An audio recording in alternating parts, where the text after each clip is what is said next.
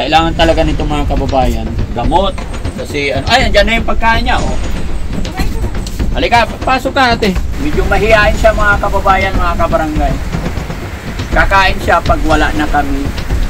No? Paano ka naliligo doon? Doon, sa tinitirhan mo? Wala, marami ng hapon dun eh. Ha? Marami yung hapon.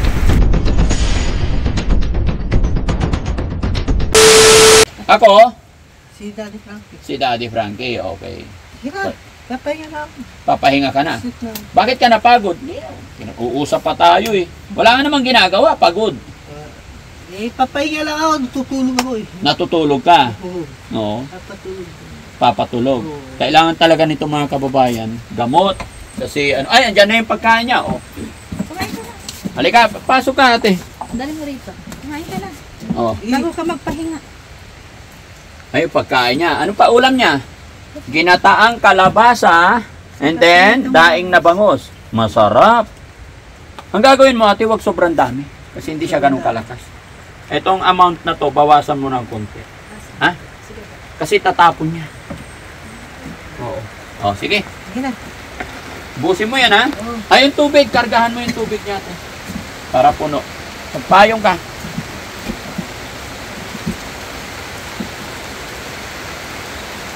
Di ba? Masarap dito, may pagkain lagi. Punasan mo yung ano, puso mo. Yan.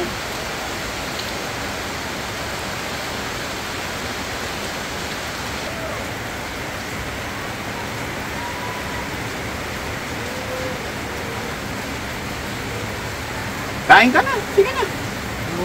Tikman mo, masarap yung gulay. Ha? Kakain siya. Kapag wala na, upo. Medyo mahihain siya mga kababayan, mga kabarangay. Kakain siya pag wala na kami. No? Ganda na ng hair mo ah. Para kang si ano, zombie. No? Ganda ng hair eh. O, tuyo na. Tanggalin natin yung goma. Bakit? Okay na yan? Yan. Ayaw niya kasi pinapagalaw yung hair niya mga kababayan. Ayaw niyang ipagupit. Nagagalit siya kaya hayaan lang muna natin. At least natali ko naman na eh. Pogi naman eh. Ayaw niya pinapakialaman yung hair niyo. Ano yan? Katagalan kaya nagdikit-dikit yan? Ang katagalan yan. Hindi ba yan yung tinitirintas ng mga Dreadlocks. Oh, hindi. Sa katagalan eh, no? Siyempre hindi siya maliligo. Oo, hindi naliligo. Ilang taon. Paano ka naliligo doon? Doon, sa tinitirhan mo. Wala, marami ng hapon dun eh. Ha? Marami yung hapon. Oh. Maraming hapon? Mga hapon. Diba? Maliligo ka lang pag naulanan ka eh. Tapos matutuyo na lang kusa. Ngayon, huwag ka na magpaulan para hindi ka magkasakit, ha? Yeah, mas masarap dito. Tahimik. Yan mga kababayan, maglalambing po ako sa inyo. I-share nyo po ang video ito para makita natin ang kamag-anak, kapamilya ni Kuya JR. Para sa ganun ay masimulan na natin yung gamutan sa kanya. Mapainom na natin siya ng tamang gamot kasi nanginginig siya. Ako magkukumot ka. Pagka gabi, yan, kumot.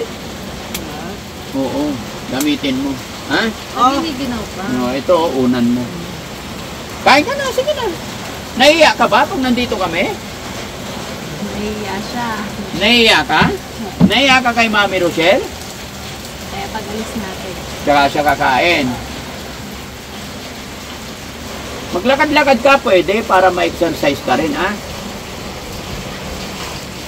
Basta dito ka lang. Okay na ate, para hindi ka basa dyan. Magsandok ka na rin doon, kakain na rin tayo. Ayan, mga kababayan, hindi pa kami nagla-lunch. So, kakain na din kami, pero inuuna lang namin pakainin itong mga alaga natin. No? Pinapakain muna. Tsaka, andyan naman si Yaya, mga kababayan. Talagang, basta may isasaing tayo, mayroong ulam. Kahapon, nag-grocery sila, pang ulam, para luto lang ng luto si Yaya. Tapos, sa breakfast naman, yun, pipitas lang tayo ng mga sitaw dyan, talong, kamatis, Kaya masarap sa pakiramdam na may gulayan tayo dito. Hindi ka mauubusan, di ba Han? Yes. Bukas magpitas kang talong para makita nila. Marunong ka ba? Pitas? Oo naman. Ha? Ako lang yata alam mo pitasin eh. Hindi, kaya ko yan. Gaya mo, sige. Para pakita mo rin sa mga viewers mo. No?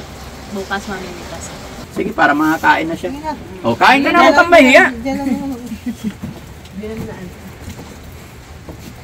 Kutsarahin mo para hindi ka Kumakain ka ba ng gulay? Oo. Oh, okay, very good.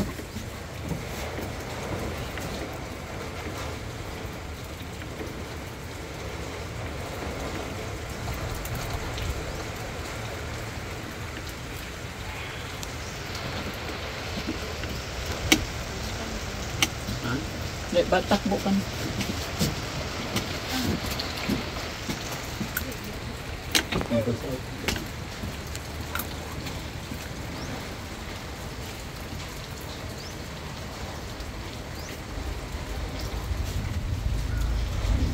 Doon siya. Wala siya.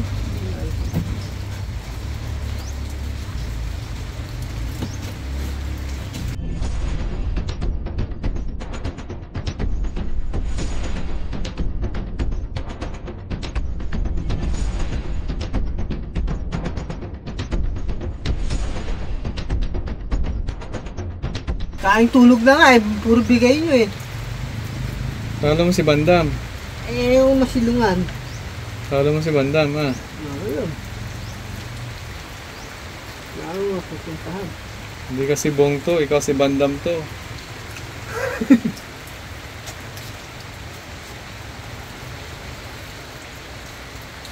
Saan galing pera mo? Kaya, JR. Sa nakaraan, bumalik din mo yan. Ha? Bumalik din kami, meron din. Binigyan ka pera? Para sa paglamon. Ayan o, may bariya ko. Yun o. Oo, gati ako silungan. Wala na sa silungan. Nakaibat lang si Daddy Frankie bro, no? Oo. Nung nakita natin doon sa siya, hindi siya nakakausap, saka sobrang dumi. Pero ngayon, laki na pinagkaiba. Ang ganun pinagbago, oh. Yung mga babae na. Tsaka mabibilib ka talaga kay Daddy Frankie kasi isipin mo, yung ibang mga namimit natin na may diferensya, di ba, usually hindi sila nagsasalita, galit sila, nagwawala pag nakakita ng ibang tao, pero napapaamo ni Dads, no? O iba, parang may anting-anting to si Daddy Frankie, eh. Nakakabilib, eh. Parang may spell. Parang may bulong na. Oo. Kasi nakakausap niya, tsaka siya talaga yung unang-unang binabanggit. Napapaamo pa. Oo. Tulad ni Kuya Oliver, no? Nagwawala. Ate Miguela. Oo, grabe. Nagwawala. So, pagdating ng kay Daddy Frankie, talagang maamo-amo. Oo. Dahan-dahan lang, Kuya JR, wala kang kaagaw. Dahan-dahan lang kain.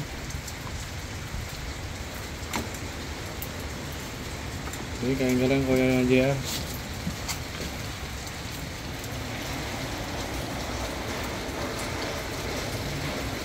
Ano ba yung mga gamit niya? Hmm? Mga gamit. Pagpagwapo to. Yan. Kain ka lang. Wala magandang gamit yung ngayon.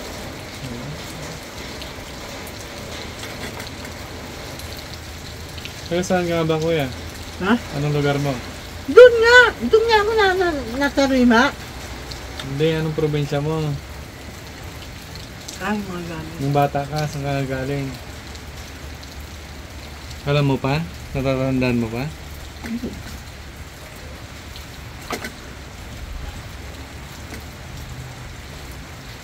Diba tropa tayo?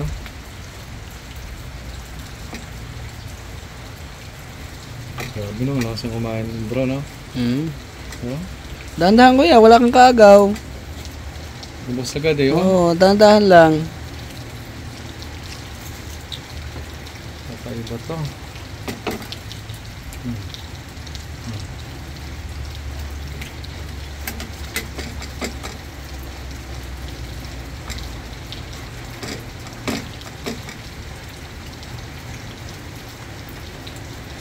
Yung mo, hindi na kumasya sa bunganga mo.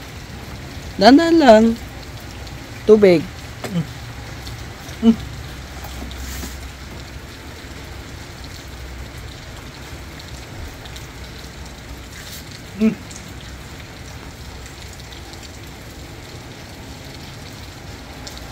Wala, hindi mo nang inuya. Nilahat mo na. Baka masuka ka niyan. Dahan-dahan.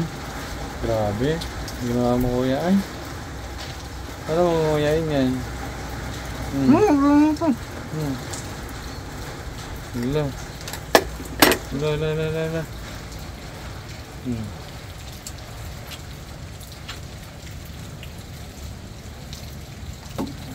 Oh, nagkalat si kuya. Iba yung maano rin ng pagkain niya, no?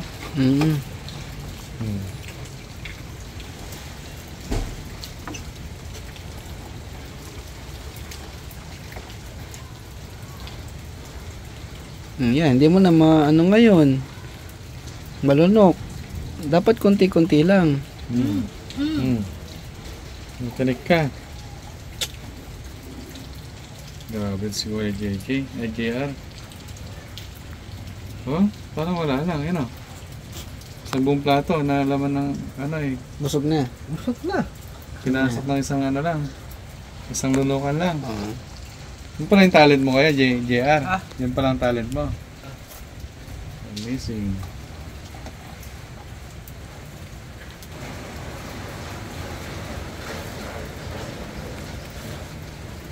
Ano na ang gagawin natin ngayon kay JR tapos na tayo kumain? Wala, tulala na lang.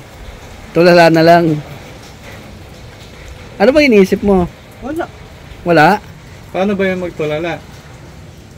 Titingin ka lang sa isang lugar. Kasi kagabi sinabi niya na ano eh, tulala lang siya sa ilaw eh. Yeah, doon na kayo. Tutulong na. Tulog ka na? Usap muna tayo. Gusto ko namin makausap eh. Di ba tropa tayo? Pag nagtutulala ka, ano yung mga iniisip mo? Ano yung nakikita mo kuya? Oo. Tahimik lang.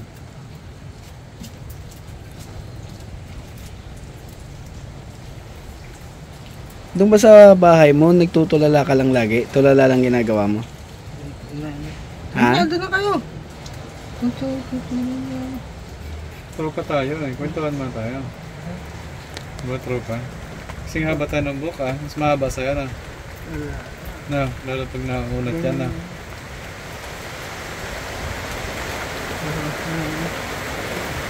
Ano yung kanta mo ulit, Kuya Gia? Ha? Ipagpatawad mo?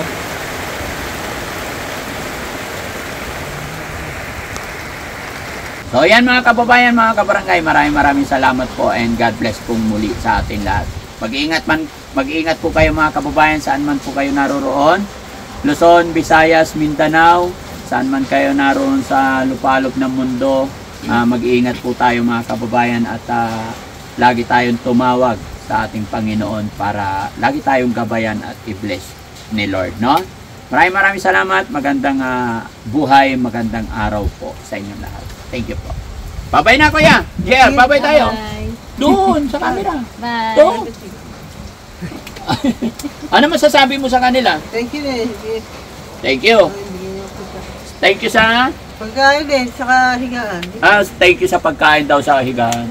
Nakakatuwa, marunong din siyang magpasalamat. Na-appreciate niya yung binigay talaga. Doon ako natuwa talaga mga kababayan. Sinabi sa na mas maganda daw yung higaan niya dito. Mas maganda raw yung sitwasyon niya dito. Nakatulog daw siya ng maayos. Doon ako natuwa. No? Tara!